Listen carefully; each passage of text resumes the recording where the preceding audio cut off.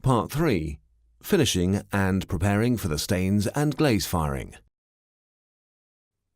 Use diamond burrs to give the restoration a true-to-nature shape and surface texture, and faithfully reproduce growth lines and convex and concave areas. Raised spots and areas that are to show a stronger gloss after glaze firing can be pre-polished using silicone polishers. Then, characterize the restoration with IPS Ivocolor stains and finalize the fabrication process with the glaze firing. If necessary, final adjustments of the margins can be made with IPS Style Ceram add-on margin material. These modifications are fired in the glaze firing process.